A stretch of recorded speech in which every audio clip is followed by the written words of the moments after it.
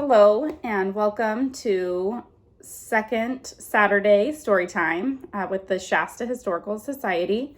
Today we are reading the book, If You Lived at the Time of the Great San Francisco Earthquake by Ellen Levine. All right. There's a lot of things we're going to cover today, a lot of different things. So the introduction in 1906. Do you know how long ago that was? 115 years ago. San Francisco was the biggest city on the West Coast. Nearly 500,000 people lived there. Most people lived in wooden houses and took trolley cars or cable cars to work or to school. Very few people had automobiles, and nobody had radios or television sets. They weren't invented yet. Most people learned what was happening in the city and in other places by reading newspapers. Then on Wednesday, April 18th, 1906, a terrible disaster struck San Francisco.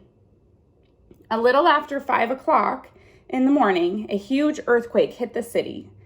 The earth twisted, rumbled, and shook for nearly 50 seconds. If that seems like a short time to you, try jumping up and down for 50 seconds. You'll see that it feels much longer than it sounds. Inside houses, pictures fell off the walls, lamps crashed to the floor, furniture raced around the room, books flew through the air, mirrors cracked into tiny pieces, walls caved in, and people were thrown from one end of the room to the other. 3 hours later, at 8 o'clock in the morning, a second big quake hit the city.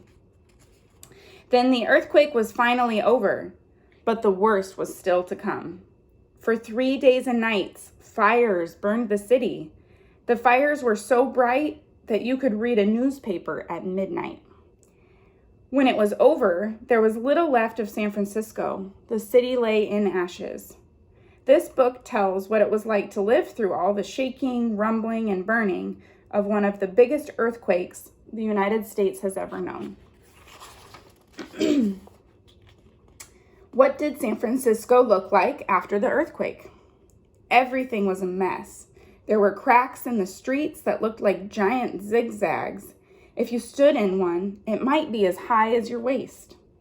Telephone and electric wires had snapped and were hanging down from the poles. Cable car tracks that were in the ground were suddenly sticking up like huge bent paper clips.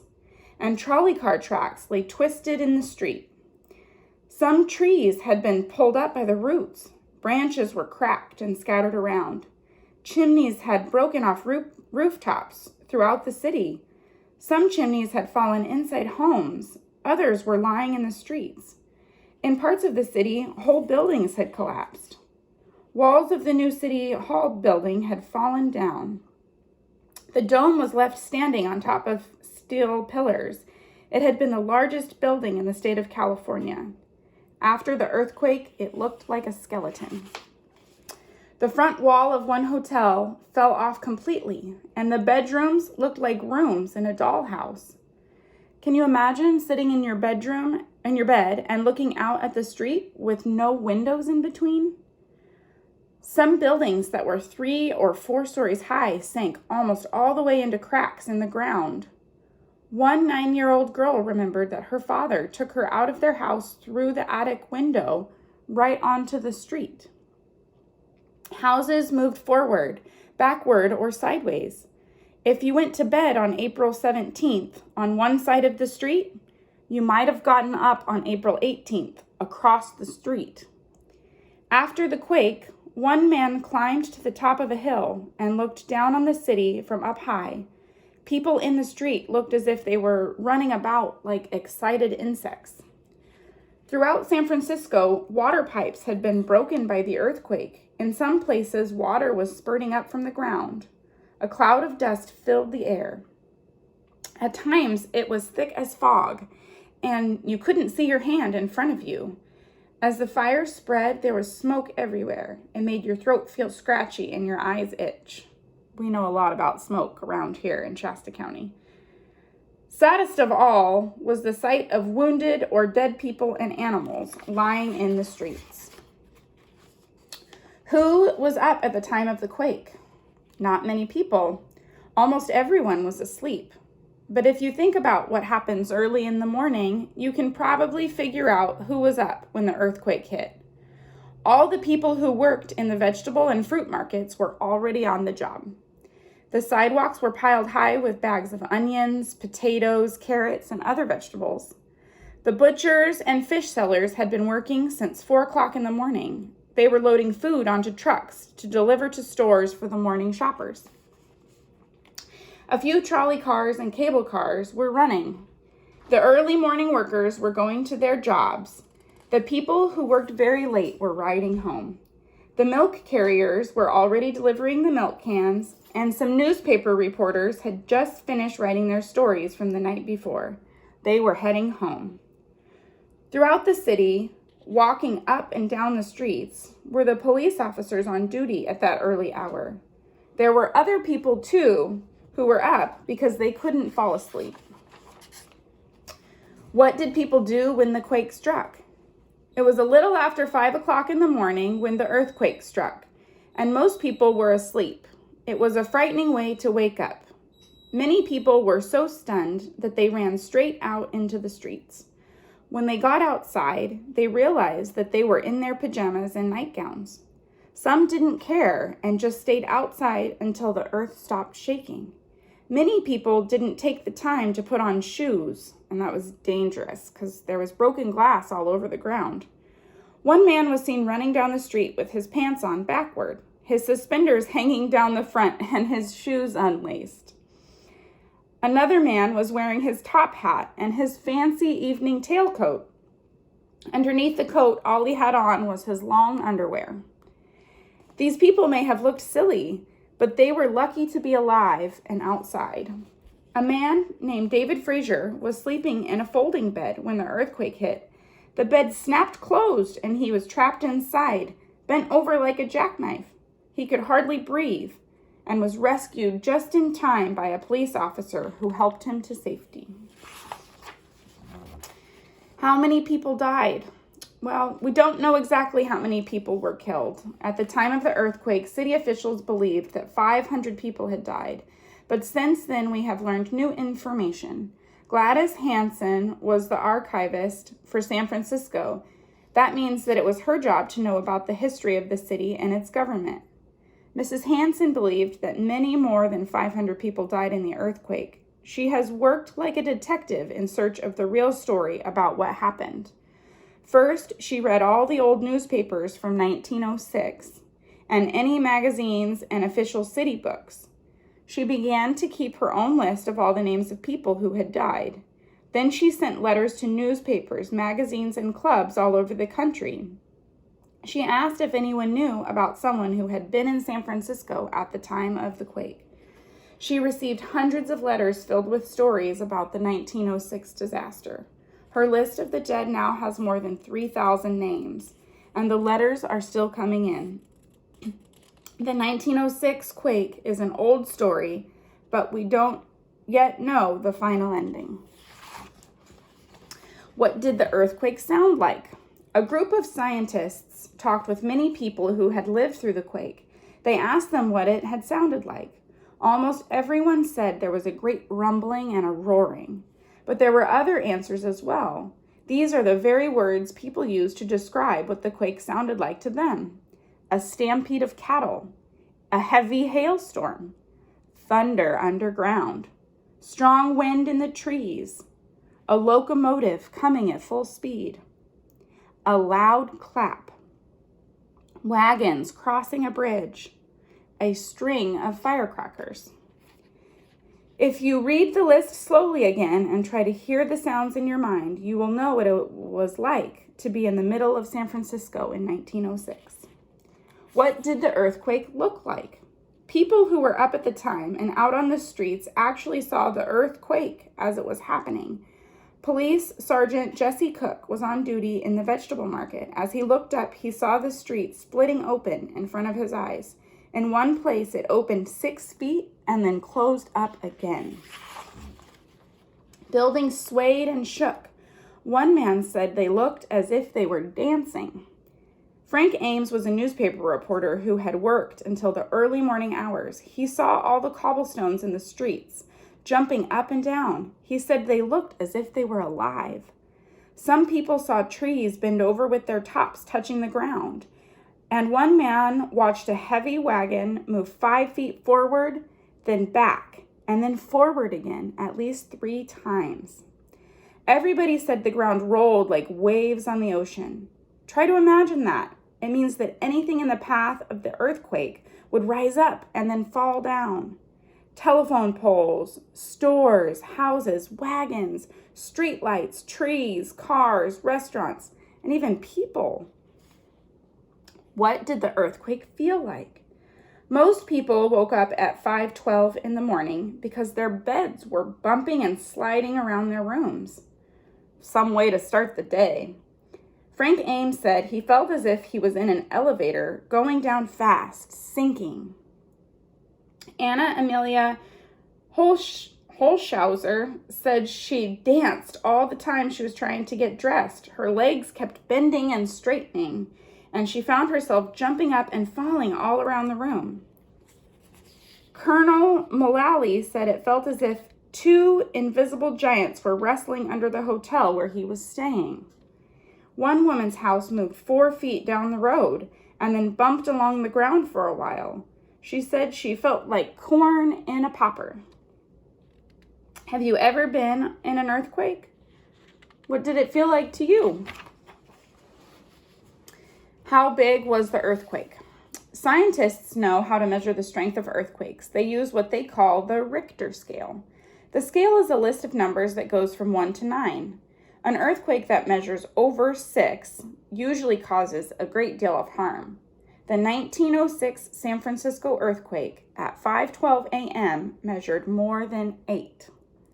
There are millions of earthquakes every year, but most of them are too small to feel. In the Great San Francisco Quake, you could feel the earth shaking from Los Angeles, California to Coos Bay, Oregon, about 730 miles. It would take you about a day and a half to drive that whole distance. The earthquake split the ground open for hundreds of miles. From up above, the crack looked like a crooked line. In some places, the ground on either side of the line moved 20 feet apart. Imagine that your house was sitting right on the earthquake line. You and your sister or brother shared a bedroom with your bed side by side. After the earthquake, the 2 of you might be in 2 different rooms, and one of you might even be 4 feet higher up than the other. That's because the ground not only moved back and forth, but also up and down. It's not surprising that some people called this earthquake the Great Shake. Were there any warnings that an earthquake was coming? At 5 o'clock in the morning on April 18th, nobody knew that the earth was going to rise and sink and crack open just a few minutes later. In fact, the night before the quake, it seemed that all of San Francisco was celebrating. The famous singer Enrico Caruso was singing at the Opera House, and there was a big roller skating party at the arena called the Mechanics Pavilion. But looking back and remembering what happened just before the quake, some people believe there were warnings. The night before, horses whinnied, snorted, and beat their hooves against the stable stalls. Cows outside of the city were restless. Some stampeded. Dogs howled through the night and into the early morning hours. One person reported that her dog ran around the house for 10 seconds before the earthquake. Then it jumped out an open window 1 floor above the ground. It seemed the animals knew something frightening was about to happen. There were even some warnings for people, but nobody knew what they meant.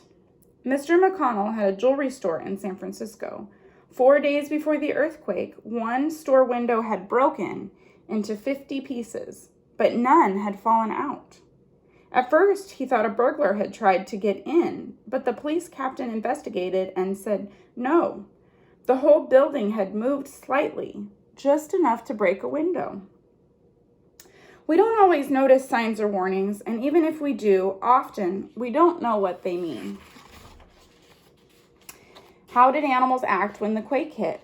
In some ways, they acted like people. Horses screamed, dogs and cats cried, and many animals shivered in terror. Cats rushed around wildly with their tails all puffed out, and some carried off their kittens to hiding places. Dogs ran off, and some didn't return for days. Others stayed close to people for many hours. One mule refused to eat all day. Outside the city, cows came down from grazing in the hills and wouldn't go back up for days, and they wouldn't give milk either. Some cows gave birth before they were supposed to, and we know of at least 2 cows that died from shock. There were about 200 circus animals in San Francisco at the time of the earthquake. Most of them crouched down close to the ground while it was happening. When it was over, the elephant raised its trunk high in the air and roared. All the other animals followed its lead. We'll never know if they were shouting in relief that it was over or terror that it might happen again, or maybe even anger that they had been awakened so early in the morning. Were there any exciting rescue stories? Many. And not only people, all kinds of things were saved, some in the strangest ways. Flags, books, money in banks, plants and flowers, and much more. Mr. Dakin lived on Taylor Street near the top of a hill. He had been a soldier in the Civil War, and when the war was over, he began collecting American flags. By the time of the earthquake, he had a big collection. As the fire spread into his neighborhood, soldiers told everyone to leave because it was no longer safe. But Mr. Dakin hid until everyone was gone. Then he ran his best flag up the flagpole on his roof. He lowered and raised it 3 times and then left his house. Soldiers down the hill saw the flag waving. They decided that they had to save the house from burning down. They rushed back up the hill and fought the fires for a long time. Mr. Dakin's house was the only one saved on the whole block, and all because of a waving flag. Some of the city government's books and papers were saved in a most unexpected way. The city's fire engines couldn't pump water because the water pipes had broken. It seemed that all the papers would burn up, but a quick-thinking police officer named Sergeant Behan saved some of them. He and his men rounded up some barrels of beer from nearby stores, and they sprinkled the beer on the city's papers to keep them damp so they wouldn't burn. Unfortunately, there wasn't enough beer to save everything. Then there's the story of Alice Eastwood. She was in charge of a very famous museum of plants and flowers. As the fire came close to the museum, she climbed up and down the stairs again and again until she had saved almost all of the plants. If Miss Eastwood had gone home, she could have saved her own things, but she didn't, and everything in her home was destroyed. She had decided that it would be easier to buy new things for her house than to find the special plants and flowers that were in the museum. The only thing of her own that she saved was the dress she was wearing. Much of the money that was in the banks of San Francisco was saved. Charles Crocker was the head of his bank. He had bank workers put the money in large sacks. Mr. Crocker loaded the sacks onto wagons and drove down to the harbor. Then he hired a man with a boat to take all the money out into the middle of the San Francisco Bay. The boat with all the money stayed safely there until the fires were all out. Were any animals saved in the nick of time? Nearly 200 horses were rescued just when they were about to drown. When the earthquake struck, the roof over the horse stables fell down and landed on the stall walls. The horses had to kneel or lie down. There wasn't enough room to stand up. The stables were by the water's edge. The earthquake cracked the ground open and water began seeping into the stalls. It rose quickly because the tide was coming in. Then the rescue began. One person went into each stall, lifted the horse's head and held it above the water. These men stayed in the stalls while others worked outside to break open the roof or the back walls. When big enough holes were made, the horses escaped and swam to safety. Out of 200 horses, only 2 were lost. What things in your house would you try to save? Some people had no time to pack anything. They were lucky to get out of their houses with the clothing they had on. Others had more time. They had to decide what was most important to them since they couldn't take everything. Almost everyone took things for sleeping. Children helped carry mattresses, sheets, blankets, and pillowcases. Some people felt that the most important thing was to save their fancy clothes. You would see them all dressed up, walking past fallen buildings, cracked streets, and piles of broken and burned furniture. There was no question for anyone who had a pet. Of course you would take your pet. And so you'd see people with cats, dogs, birds in cages, bowls of goldfish, or whatever else they might have. One woman squeezed her cat into a parrot cage while her parrot was perched on her hand. Why do you think she did that? Some men decided that their hats were most important to them, and so they wore all of them, one on the top of the other, sometimes 5 high. Some people saved their jewelry, some their books. Families carried frying pans, dishes, mirrors, bowls, sewing machines, lamps, rugs, chairs, and paintings. Some people even dragged their bathtubs and pianos. And of course, many children carried toys. What do you think you would have taken? How would you carry the things you saved? If your family had a big trunk and suitcases, you would use them. Many people filled up pillowcases. Some rolled up as much as they could in sheets and blankets. Today, if your family moves, you would pack everything in a car or truck and drive to your new home. In 1906, very few people had cars. Some had horse-drawn wagons or carts, but most people had to carry what they were taking with them. And that wasn't always easy. How do you think you would carry a desk or a piano or a bathtub? You could tie your roller skates to the bottom and then roll it up the street. Many people did that. Families also put heavy things in baby carriages, toy wagons, or wheelbarrows. If you had a bicycle, you would strap a box to the seat and ride standing up. Many children carried poles between them and hung bundles of clothing and other things from the poles, like you can see here. One old woman was very weak and frightened. She had gotten out to the street when the quake hit, but as she looked at her house in flames, she simply couldn't move another inch. Police officer William Desmond put her in a wheelbarrow and pushed her to safety. Dragging, pulling, and pushing your goods through the broken and cracked streets was very tiring. You might have to leave a big trunk by the side of the road. With luck, it would still be there when you came back for it. But it seemed that the fires were following people. If you left a suitcase or chair or a box behind, it probably was burned before you could go back to get it.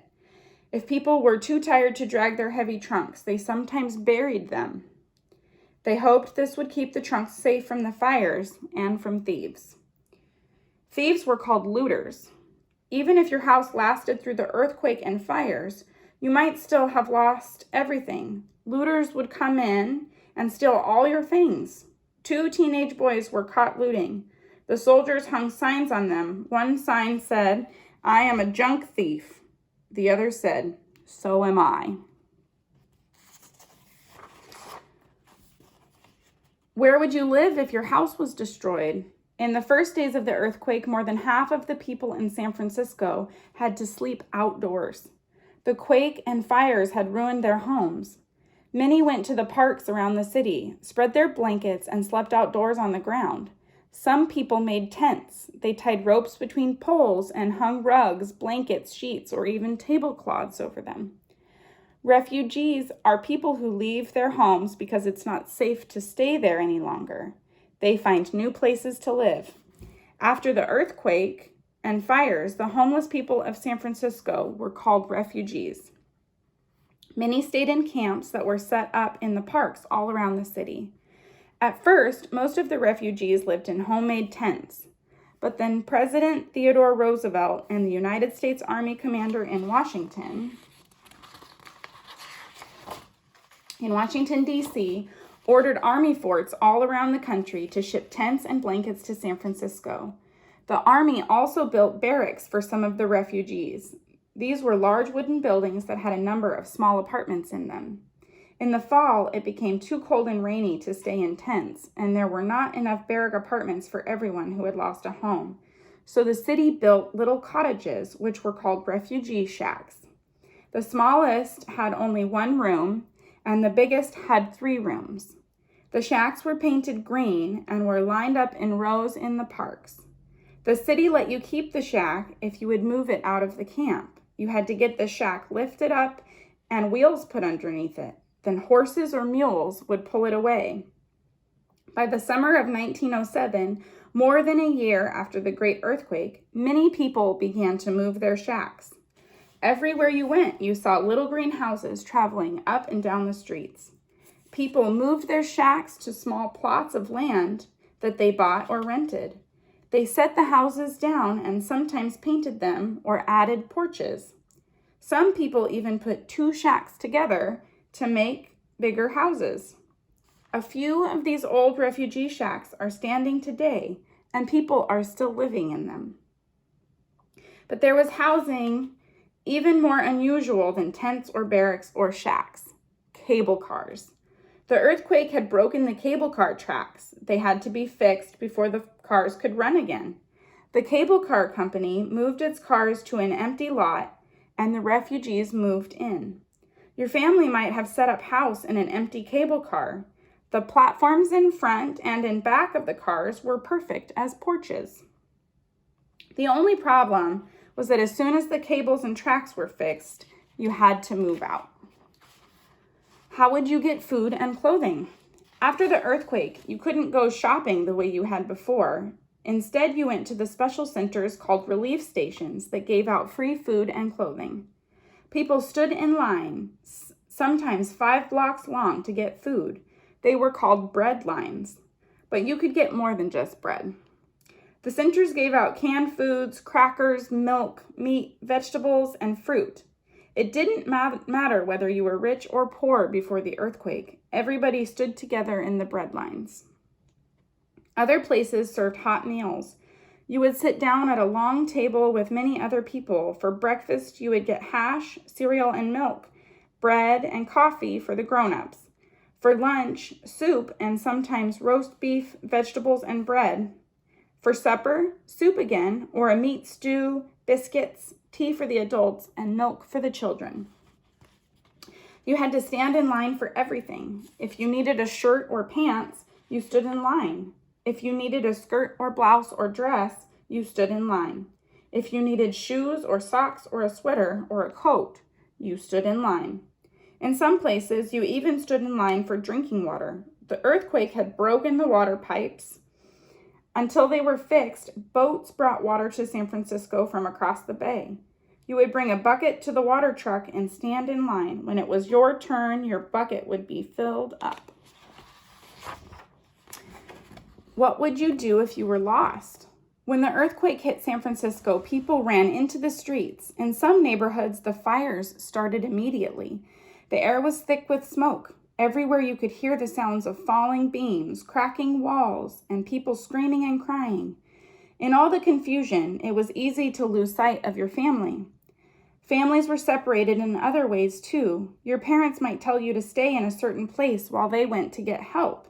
Then while they were gone, the soldiers would come and tell you to move because the fires were getting too close. You'd have to leave before your parents came back. There were many ways people found each other when this happened. At the camps, there were registry books. When you got there, you wrote your name in the book. Then the newspapers published the names in alphabetical order of all the people in the camps. The newspapers also listed the names of people who were missing and the names of people trying to find them. Many people also put advertisements in newspapers. They asked their missing family members to please get in touch with them. The public libraries still have copies of the old 1906 newspapers. A few of the advertisements that people wrote are shown on this page.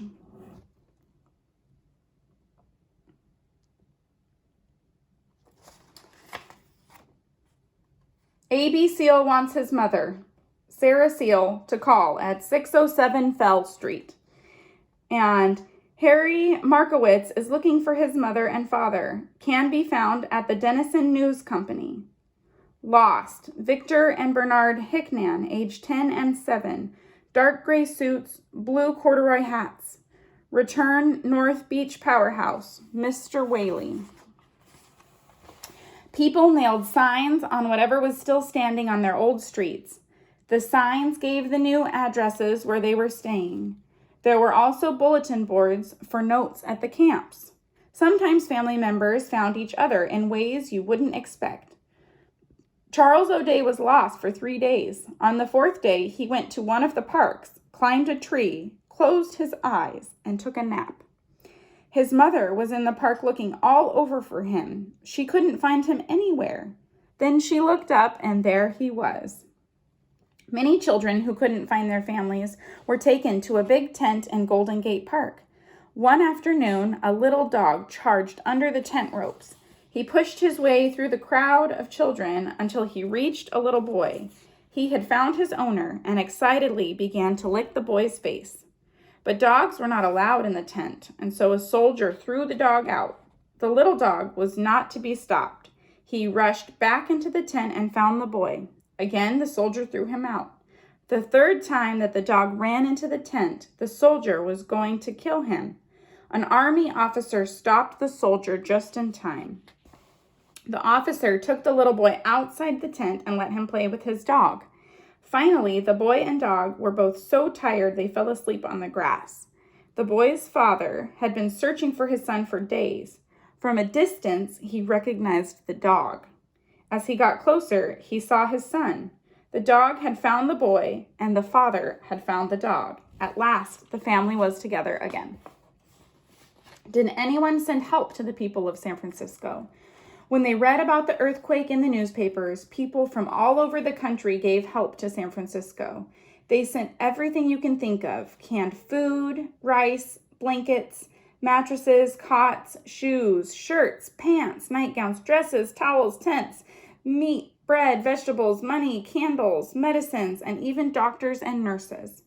Trainloads carrying everything arrived from Seattle, Portland, Los Angeles, Chicago, New York, Denver, and many other big cities and small towns. Students from an Indian school in Chemawa, Oregon, baked 830 loaves of bread and sent them to San Francisco. School children from all over the country sent their pennies and nickels to a school fund. The children's money was used to build a new school called Yerba Buena. Yerba Buena was the original Spanish name of San Francisco. People in Japan, Mexico, Cuba, Australia, China, Russia, Belgium, France, England, Scotland, and other countries sent money to help the people of San Francisco. Even when people couldn't send money, they gave whatever help they could. One woman wrote this letter to her friend in San Francisco. "You know I have a big heart and a large house and would be only too glad to have you come and stay with me as long as you want to, and it would not cost you 1 cent.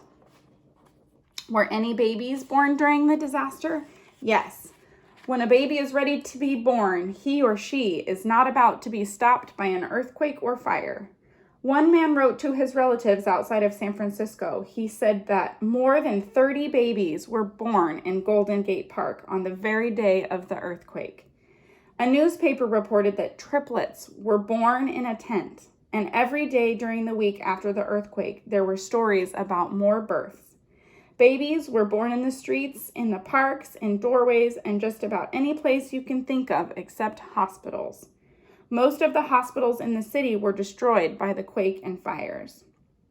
In fact, most of the babies were born without the help of doctors or nurses. The doctors and nurses were so busy helping the sick and dying that they weren't usually around when a baby decided to come into the world. Stories are told about babies who were given special names in honor of when and where they were born. One girl was named April Francisco Jones, and one boy was called Presidio, the name of the place in San Francisco where he was born. Could you cook in your house after the earthquake? Not for a long time. Even if your house was still standing and your stove looked like it could work, You were not allowed to use it. In 1906, all stoves were connected to chimneys, and chimneys throughout San Francisco had been broken by the earthquake.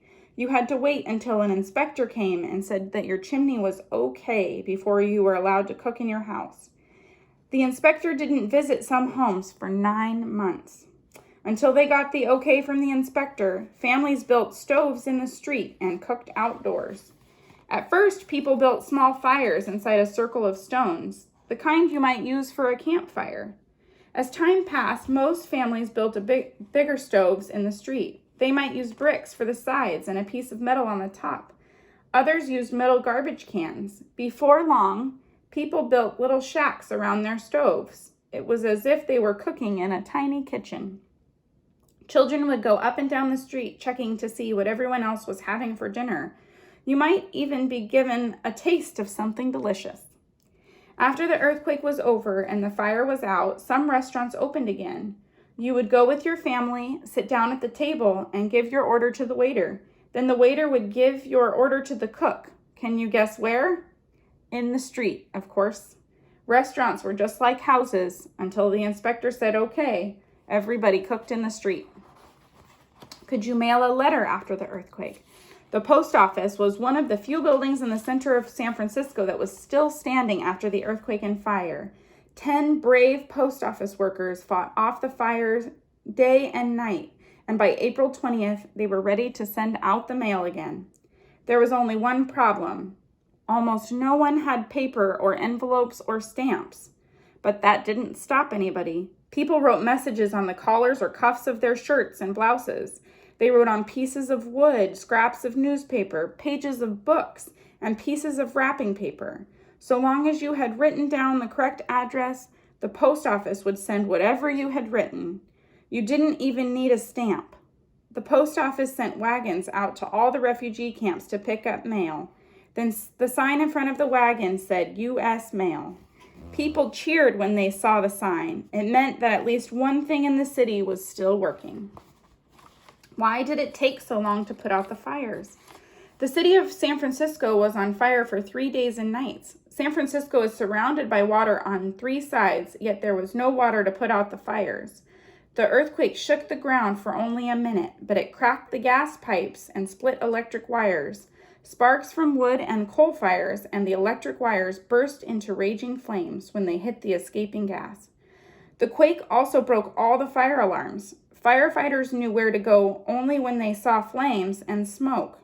By the time they arrived, it was often too late. Many fires burned without anyone there to stop them.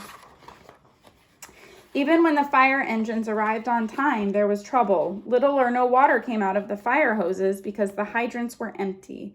The earthquake had broken most of the water pipes. Fire Chief Dennis Sullivan was badly hurt during the earthquake and died a few days later. It was hard to figure out what to do when the leader of all the firefighters was dead. Different people began giving orders, sometimes an army general or the police chief or the mayor or the new fire chief.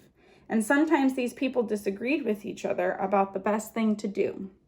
One way to fight fires is to use dynamite. Let's say the fire is coming near a street where there are many wooden houses that will burn quickly. All the houses on the block might catch fire because the sparks often leap over from one building to the next. And so you use dynamite to blow up some of the houses. When they fall down, there won't be anything for the sparks to jump to. The fire will have no place to go and it will die out. But you have to be very careful when you use dynamite to fight fires. You have to watch the wind and know just how far the sparks will fly. Most people didn't know how to use it. Instead of stopping fires, they started more. Many houses in San Francisco were made of wood, so there was plenty of fuel to feed the fires. Finally, with help from the Navy and the Marines, the firefighters got long hoses and pumped water from San Francisco Bay. Then at last luck came to San Francisco. The wind changed direction. Instead of blowing over the land and spreading the fires, it blew out to sea. After 3 long days, the fires were out at last. How did people keep their spirits up? It wasn't easy after an earthquake that shook up your world and then fires that burned down your city, But the people of San Francisco did many things to cheer themselves up. If a family had saved their piano from the flames at night, everyone would gather in the street and sing. The music drowned out the sounds of the crackling fires, the falling walls, and the dynamiting. People also tried to keep their sense of humor. Sometimes they cracked jokes as they walked through the streets carrying their bundles. One man put down the heavy suitcase he was carrying, sat on it, and began to play his banjo. From where he sat, he could see the fires burning all over the city. When he began to sing, he picked the perfect song. It was called, "There'll Be a Hot Time in the Old Town Tonight." People told jokes about the tents they lived in, the food they ate, and anything else you might think of. The outdoor kitchens were a favorite place to put up signs. One sign on a street kitchen said, "Make the best of it, forget the rest of it." Many people put signs on their tents. They said silly things such as, "Ring the bell for landlady," or "Rooms for rent," or "All shook up." When the quake was over and the fires were out, people began to rebuild the city, and they kept on putting up signs. On the wall of one new building were the words, "First to shake, first to burn, first to take another new turn." How long did it take San Francisco to recover? Some things were fixed quickly. Some took more time. What happened? What would you have fixed first? This is the way it happened in San Francisco. The post office was delivering and sending out mail in less than 5 days after the earthquake. There were a few grocery stores, meat markets, and restaurants that were back in business within a week. It took more than 10 days to get the water running properly, and lights were back working on the main streets in less than 2 weeks. But lights in your house might have taken months to come back on because so many of the electric wires had been destroyed. Many of the trolley cars and cable cars were running again within 2 weeks. The biggest problem was clearing the streets of all the rubble from the broken and burned buildings.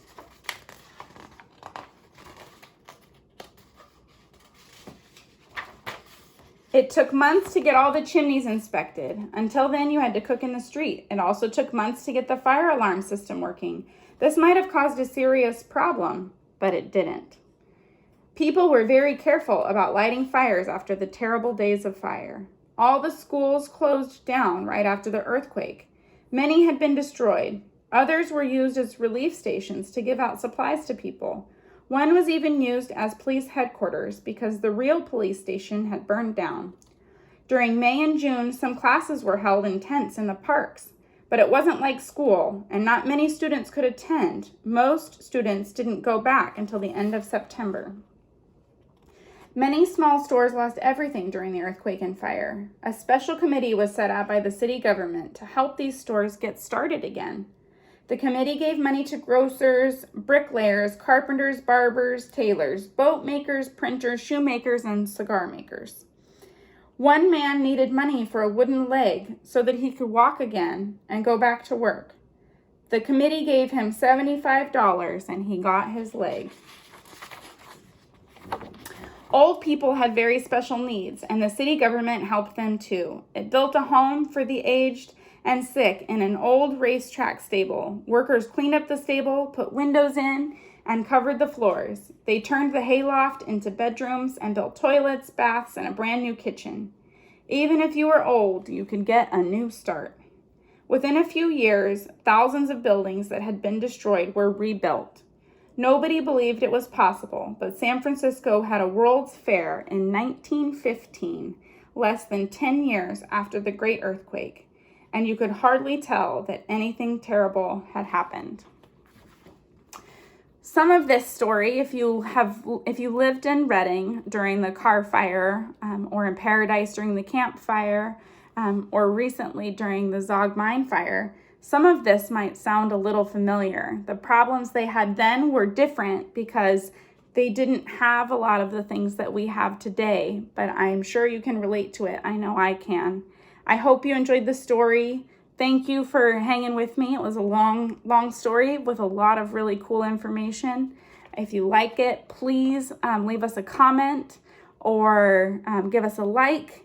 And make sure you check us out every second Saturday of the month. We'll have a new story. Thank you.